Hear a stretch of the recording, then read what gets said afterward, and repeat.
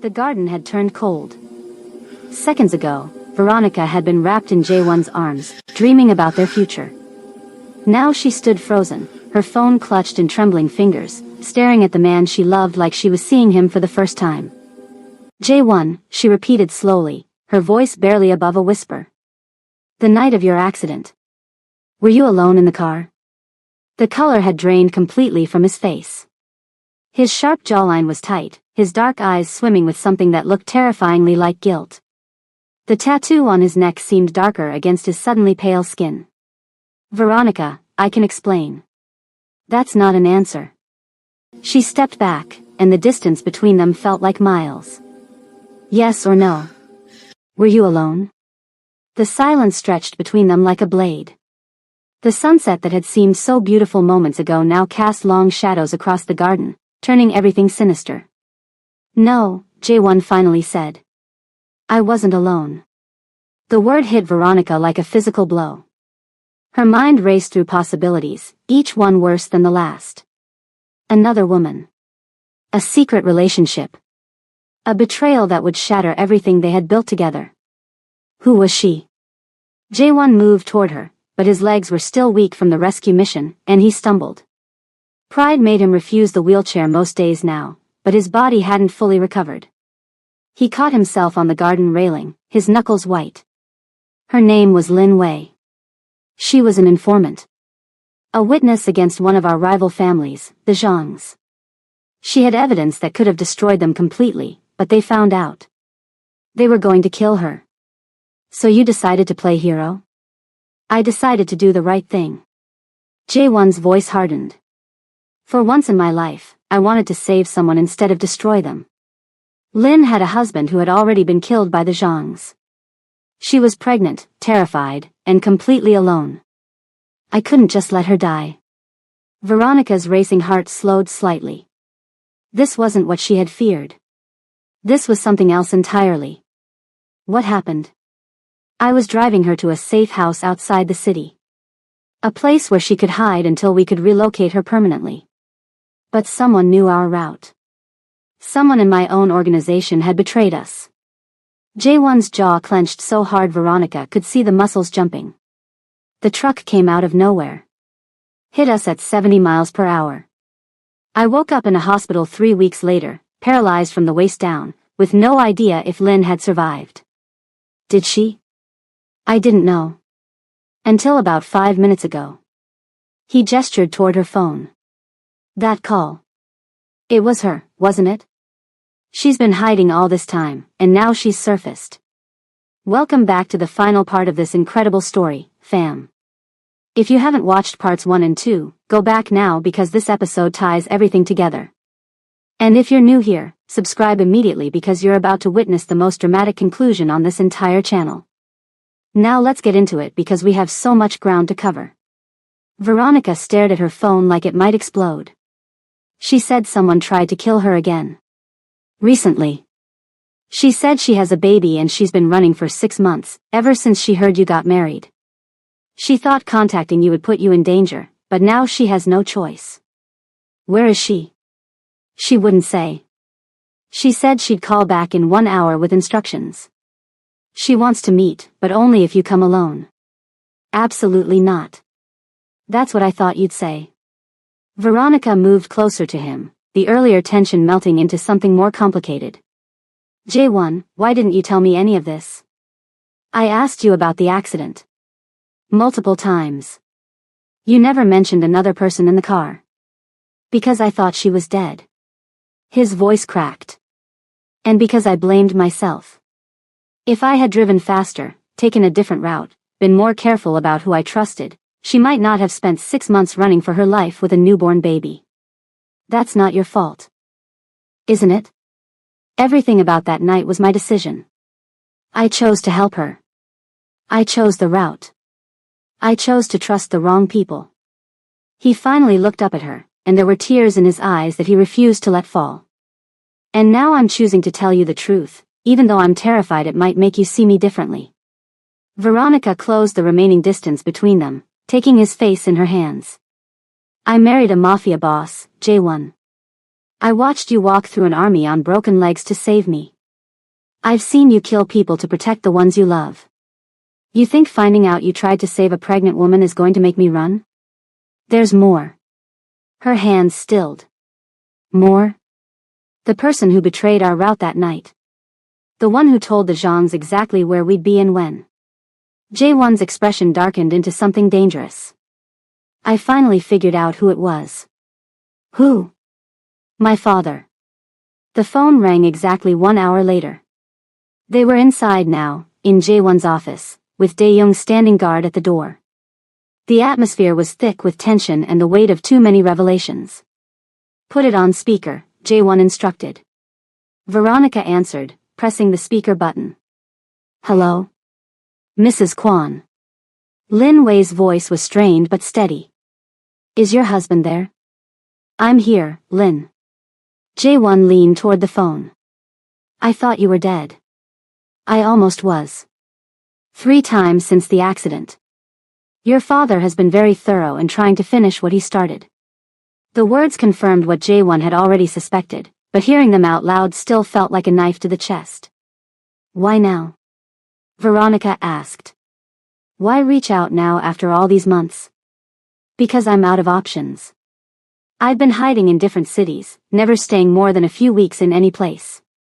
But 3 days ago, someone found my location. I barely escaped with my daughter. And the person who found me. Lin's voice wavered. It wasn't your father's people. It was someone else. A woman. Korean. Young and wealthy, based on her clothes. Veronica and Jae-won exchanged a look. Hannah Park, Jae-won said grimly. You know her? She's my former fiancé. And she's currently holding Veronica's father hostage to force our cooperation. Silence on the other end. Then, it seems we have a common enemy. It seems we do. Jae-won straightened in his chair. Lin, I need the evidence you have against the Zhangs. And I need everything you know about my father's involvement in the accident. In exchange, I'll get you and your daughter to safety. Real safety this time, with resources and protection that no one can break through. How do I know I can trust you? You don't. But you trusted me enough to call. And you know I nearly died trying to save you once. I'm not about to let that sacrifice mean nothing. Another long pause. Then Lin spoke again. There's a motel off Highway 47. The Blue Moon. Room 12. Come at midnight. Come alone. My wife comes with me. That's non-negotiable. Your wife? Lin sounded surprised. I've read about her. The girl you married under contract. I thought it was just a business arrangement. Veronica leaned toward the phone. It started that way. It's not anymore. Interesting. There was a hint of warmth in Lin's voice now. All right. Both of you. Midnight. And Mr. Kwon? Bring weapons. Hannah Park's people are still out there, and they're getting closer every hour. The line went dead. Dae-young stepped into the room, his expression troubled. I don't like this. It could be a trap. Everything could be a trap, Jae-won replied. But Lin has information I need. Information that could finally bring my father down and end Hannah's threats permanently. And you trust this woman you haven't seen in 6 months? A woman who could easily have been turned by your enemies? I trust that she has a baby to protect. Mothers don't tend to take unnecessary risks with their children's lives. Jae-won looked at Veronica, and something passed between them that Dae-young couldn't read. Isn't that right? Veronica nodded slowly. She was thinking about her own mother. About Grace, who had twisted herself into something unrecognizable in the name of revenge. But also about the woman Grace had been before, the mother who had sung her to sleep and promised her the world. Sometimes love made people dangerous. But sometimes it made them brave. We're going, Veronica said firmly. Both of us. The Blue Moon Motel was exactly the kind of place you went when you didn't want to be found. Peeling paint, flickering neon sign, and a parking lot full of cars that looked like they'd seen better decades. Jaewon and Veronica arrived at 11:45, giving themselves time to scope the area before the meeting. Jaewon was walking tonight, supported by leg braces and a cane, with a gun hidden beneath his jacket. Veronica had one too, strapped to her thigh beneath her dress. Daeyoung's people were positioned at every exit point, invisible but ready. Room 12, Veronica said, nodding toward a door at the far end of the row. They approached carefully, Jaewon's cane tapping against the cracked concrete. Before they could knock, the door opened a crack, revealing a sliver of a woman's face. "You came. I said I would." The door opened wider, and Lin Wei stepped back to let them in. She was smaller than Veronica had imagined, delicate and fragile looking in a way that belied the strength it must have taken to survive these past months. Her dark hair was cut short now, probably for practicality, and her eyes held the haunted look of someone who had seen too much. In her arms was a baby. Maybe 4 or 5 months old, sleeping peacefully despite the tension in the room. "This is May," Lin said softly, adjusting her hold on the child. "She was born 3 weeks after the accident. In a hospital I paid cash to use, with a fake name, because I knew your father's people would be watching every medical facility in the city." Veronica's heart clenched at the sight of the baby. So small, so innocent, already born into a world of danger and violence. "She's beautiful," Veronica said. "She's the only reason I'm still fighting." Lin moved to the bed, sitting down carefully to avoid waking her daughter. "Now, let's talk about how we're going to destroy the people who tried to kill us both." The next 2 hours were a masterclass in the dark underbelly of the Kwon family empire. Lin had evidence that went far beyond the Zhang family. She had recordings, documents, photographs that painted a picture of Father Kwon as something far worse than Jaewon had ever imagined. The patriarch of the Kwon family wasn't just a crime boss. He was a monster.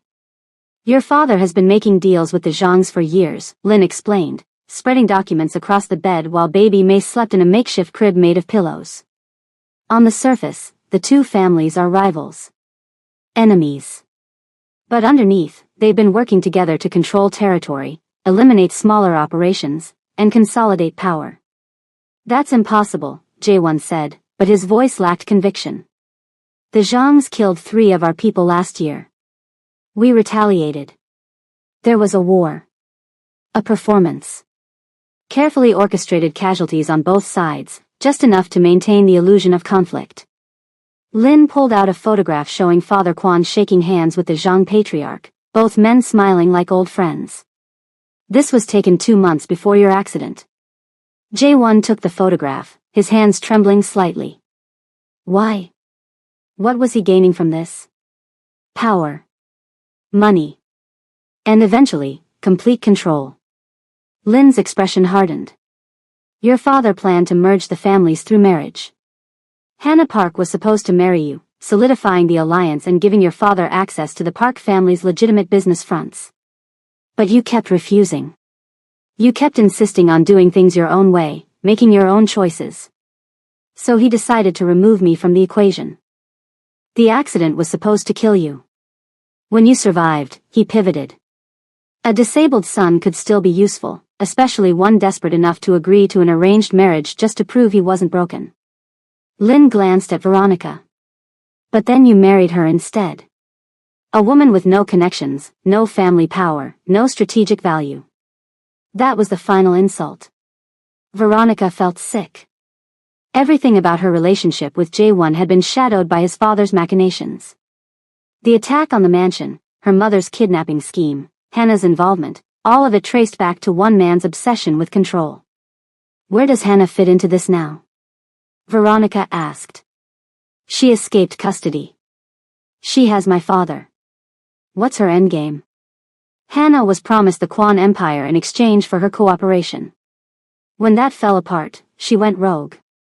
She's been gathering support from Zhang loyalists who are angry about the alliance fracturing. Lin's voice dropped. "She's planning something big. Something that will happen in the next 48 hours. What? A simultaneous strike against both you and your father. She wants to eliminate the entire Kwon leadership and step into the vacuum with Zhang backing." Lin looked at Jaewon with something like sympathy. "She's going to kill your father, frame you for it, and then kill you while you're being hunted by both families. Jae-won was quiet for a long moment, processing the enormity of what he'd just learned. His father had tried to kill him. His former fiancée was planning a coup. And somewhere in the middle of all this chaos, Veronica's father was being held hostage by a woman with nothing left to lose. "All right," he said finally. "Here's what we're going to do."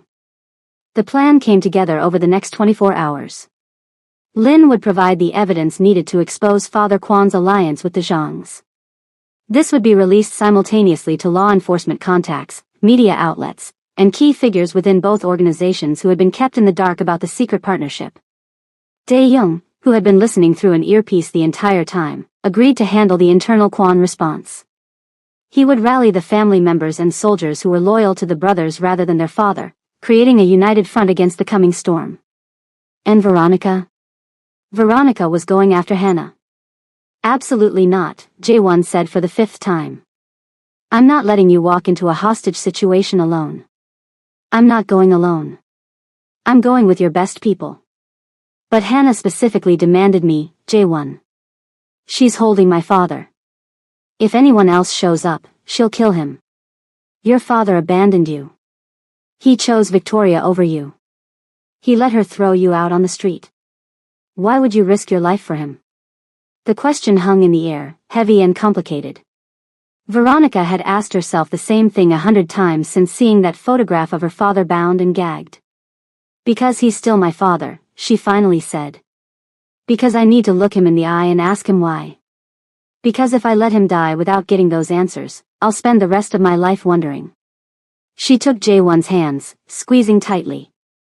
"And because I'm not the kind of person who leaves people to die, even when they deserve it." Jae-won stared at her for a long moment. Then he pulled her close, his forehead resting against hers. "I spent my whole life watching my father manipulate people, control them, destroy anyone who stood in his way. I swore I would never be like him. But when it comes to you..." His voice broke slightly. "I would burn this entire city down if it meant keeping you safe. And that terrifies me. That's not manipulation. That's love." Veronica kissed him softly. "And I'm coming back. I promise." "You'd better. We have a wedding to plan. A real one this time. And a family to start." Jae-won pulled back, his eyes widening. "Veronica, are you?" "Not yet." She smiled through her tears. "But soon. When all of this is over. When we can finally just be us. I'm going to hold you to that. I'm counting on it." The exchange was set for midnight, 2 days after Lin's revelation. Hannah had chosen an abandoned factory on the industrial outskirts of the city, the kind of location that screamed ambush. Veronica arrived in a black SUV with 6 of Jae-won's most trusted soldiers, all of them armed to the teeth but under strict orders to stay hidden unless absolutely necessary. She walked through the factory doors alone, her heels echoing against concrete, her heart pounding so hard she could feel it in her throat. Veronica Johnson. Or should I say, Veronica Kwan. Hannah's voice echoed from somewhere in the shadows. Then floodlights snapped on, revealing the scene before her. Her father was tied to a chair in the center of the open space, his face bruised and swollen, his clothes torn. He looked older than Veronica remembered, smaller somehow, all his dignity stripped away by days of captivity. And standing beside him, a gun pressed to his temple, was Hannah Park. She looked nothing like the polished socialite from the warehouse. Her hair was disheveled, her designer clothes replaced with tactical black, and there was a wild, desperate gleam in her eyes that spoke of a woman with nothing left to lose. "You came alone," Hannah said, sounding almost surprised. "I honestly didn't think you would. You have my father. What choice did I have? You could have let him die. From what I hear, he's given you plenty of reasons to." Veronica's gaze moved to her father. He was staring at her with an expression she couldn't read. Fear, certainly. But also something else. Shame, maybe. Or regret. "What do you want, Hannah?" "What I've always wanted. The Kwan Empire.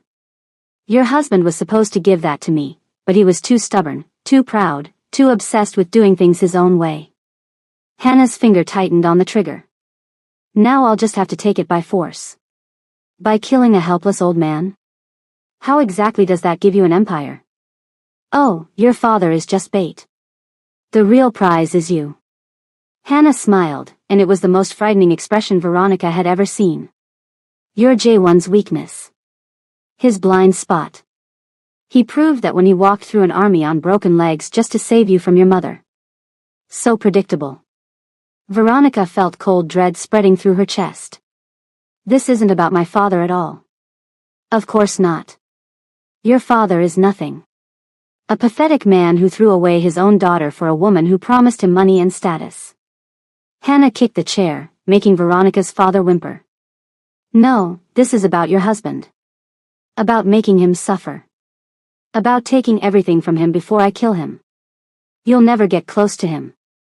I don't need to get close. I just need you. Hannah raised her other hand, revealing a small device with a blinking red light. See this? It's a detonator. There are explosives rigged throughout this building, enough to level it completely. When J1 comes rushing in to save you, and he will, this whole place goes up in flames. Along with both of you. He's not coming. I made him promise to stay away. Hannah laughed, high and mocking. Oh, sweetheart. You really think he's capable of keeping that promise? He's probably already outside, waiting for the perfect moment to play hero again. That's what men like him do. They can't resist the chance to prove themselves. She was right. Veronica knew she was right. No matter what promises J1 had made, he would never actually let her face this alone. He was out there somewhere, watching, waiting, ready to throw himself into danger for her sake. Which meant she had to end this fast. Hannah, Veronica said, keeping her voice steady. Your plan has a flaw. Oh. Enlighten me. You think J1 is my weakness. But you've got it backwards. Veronica took a step forward, ignoring the gun that swung toward her. I'm not some damsel who needs rescuing. I'm the woman who survived her family throwing her away. I'm the woman who faced down her own mother and refused to break. I'm the woman who married a mafia boss and became his equal. Touching speech. But you're still just. I'm not finished. Another step forward. You also assumed I came alone. That was your biggest mistake. Hannah's confident expression flickered. What? The factory doors burst open. Not the main entrance where Veronica had come in, but 3 side doors simultaneously. Dae-Young's team poured in from every direction, weapons drawn, tactical precision evident in their every movement. But that wasn't what made Hannah's face go pale. It was the figure who walked through the main entrance behind Veronica. Tall, elegant, and radiating cold fury. Father Kwan. Hello, Mississippi Park, the patriarch said, his voice smooth as silk over steel. I believe we need to have a conversation about loyalty. The next few minutes were chaos. Hannah's hired soldiers, realizing they were outnumbered and outgunned, began surrendering or fleeing. Hannah herself stood frozen, the detonator still clutched in her hand, her gun wavering between Veronica, her father, and the approaching Kwan patriarch. Don't come any closer. Hannah screamed. I'll blow us all up. I swear I will. No, you won't. Father Kwan continued his steady advance. Because you're not ready to die, Mississippi Park. You never were. You want power, control, status. All things that require you to be alive. The detonator is a bluff, and we both know it. It's not a bluff. Then press it. Father Kwan stopped just 10 feet away, his arms spread wide. Go ahead. Kill us all. End this right now. Hannah's hand trembled. Sweat poured down her face. Her finger hovered over the button. She couldn't do it. She wasn't brave enough, or desperate enough, or crazy enough to actually follow through. Father Kwan smiled, cold and triumphant. That's what I thought. He nodded to his men, and they moved in to disarm Hannah. But in the confusion, no one noticed Veronica's father working at his bonds. No one saw him finally break free. And no one anticipated what he would do next. David Johnson, the man who had abandoned his daughter, who had chosen his new wife over his own flesh and blood, threw himself at Hannah just as one of her soldiers fired a desperate shot. The bullet meant for Veronica struck her father instead. He crumpled to the ground, blood spreading across his chest, his eyes wide with shock and something that looked almost like peace. Daddy. The word tore from Veronica's throat before she could stop it. She was at his side in seconds, pressing her hands against the wound, trying desperately to stop the bleeding. Veronica. Her father's voice was weak, bubbling. I'm sorry. I'm so sorry. I was a coward. Victoria, she threatened to, and I believed. I should have. Stop talking. Save your strength. You're going to be fine. No. He coughed, blood staining his lips. I'm not. And that's okay. I deserve this. After what I did to you. You don't get to decide that. Tears streamed down Veronica's face. You don't get to die and leave me without answers. Why? Why did you let her throw me out? Why didn't you stop her? Because I'm weak. I've always been weak. His hand found hers, squeezing with what little strength he had left. But you're not. You're strong, like your mother was. The real her, before everything went wrong. Promise me you'll stay that way. Promise me you'll let yourself be happy. Daddy. Promise me. I promise, Veronica sobbed. I promise. David Johnson smiled, a real smile, the kind Veronica remembered from childhood. And then the light faded from his eyes, and he was gone. Veronica didn't know how long she knelt there, holding her father's body. It could have been minutes or hours. The world had narrowed down to this single point of grief, this complicated tangle of love and hatred and loss.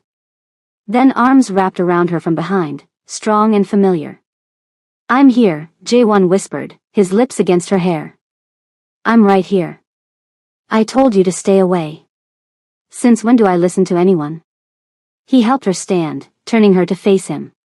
His own eyes were wet. I'm so sorry, Veronica. I know things between you and your father were complicated, but he saved me. At the end, when it mattered, he saved me. She buried her face in J1's chest. That has to count for something, doesn't it? It counts for everything. J1 held her while she cried, while his father's men secured the scene and Hannah was dragged away in handcuffs. He held her until she had no more tears left to shed. And then he said the words that would change everything again. It's time to end this. All of it. Starting with my father. Okay fam, we're in the final stretch now and I need you to stay with me.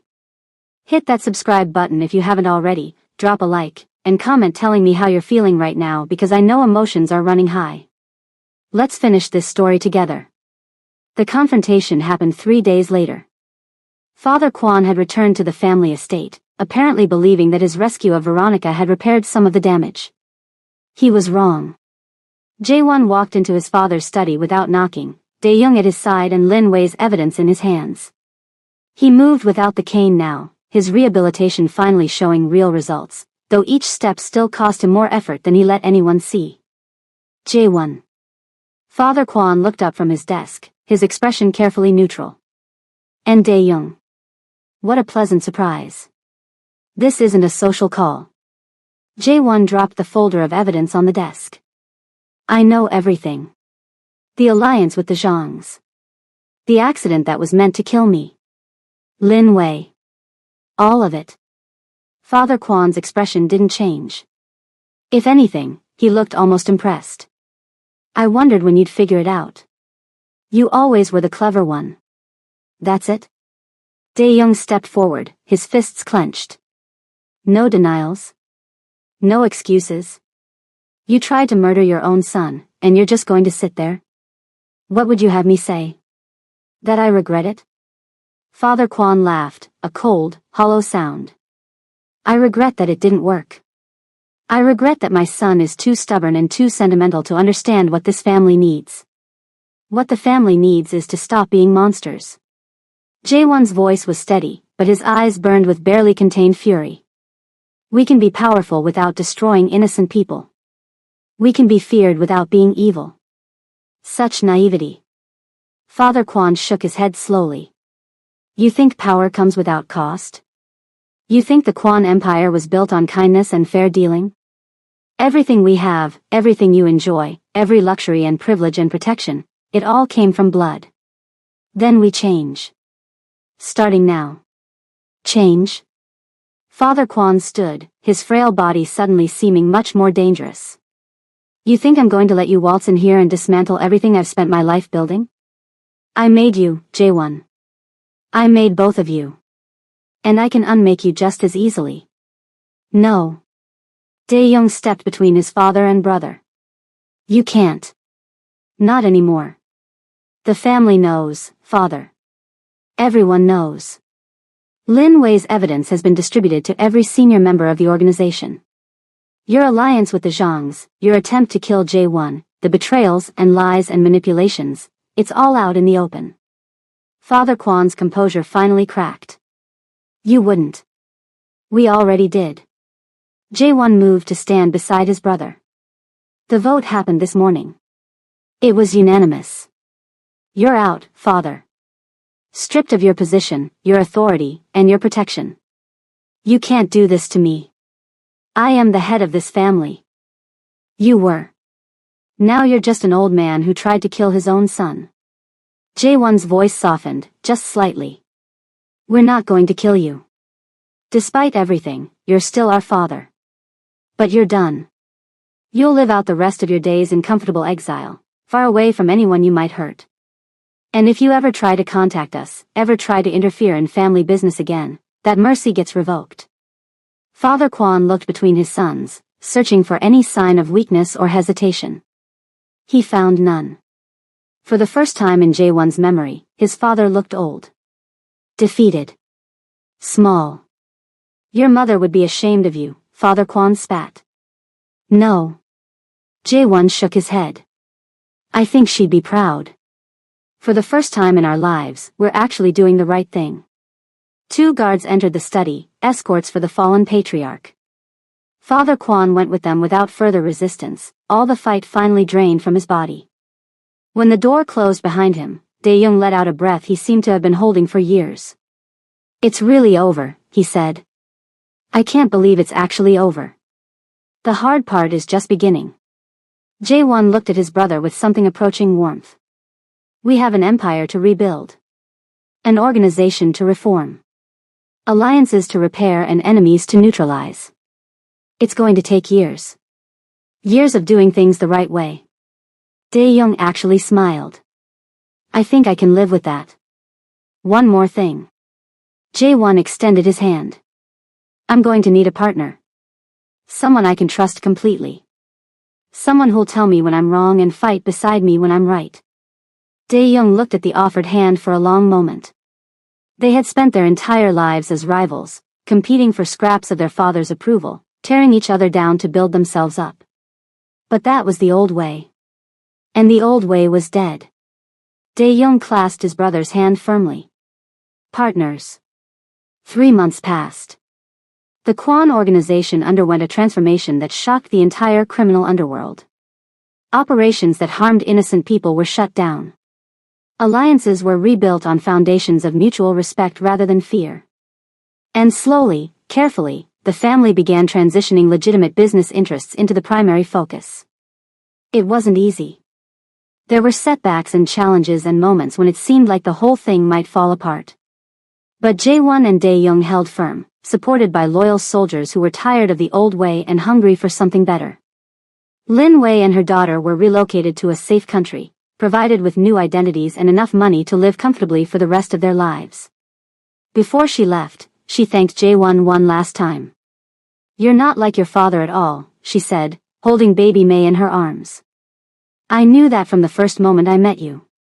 That's why I trusted you with my life. I almost got you killed. You tried to save me. That's more than most people would have done. She kissed his cheek softly. Take care of your wife, Jae-won. She's something special. I know. Hannah Park was turned over to authorities, her connections to both the Zhangs and various criminal enterprises enough to ensure she'd spend decades behind bars. The last Veronica heard, she was bargaining for reduced sentences by providing information on her associates. Victoria, Veronica's stepmother, fled the country when she learned that her connection to the conspiracy had been exposed. Without Father Kwan's protection and with her wealthy husband dead, she had nothing left. Veronica didn't waste energy hating her anymore. Victoria would spend the rest of her life running, and that was punishment enough. Grace Okafor remained in prison, but Veronica visited her once. Just once. "I'm not here to forgive you," Veronica said through the glass partition. "I don't know if I ever can.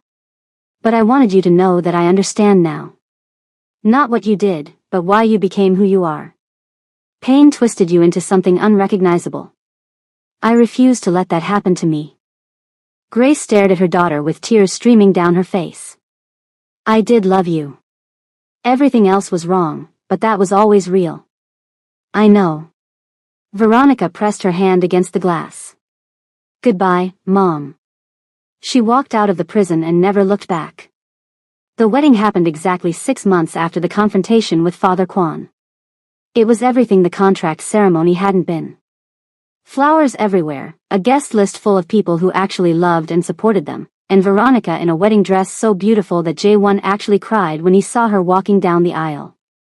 "You're supposed to be the strong, silent mafia type," she teased as she reached the altar. "I'm supposed to be a lot of things I'm not."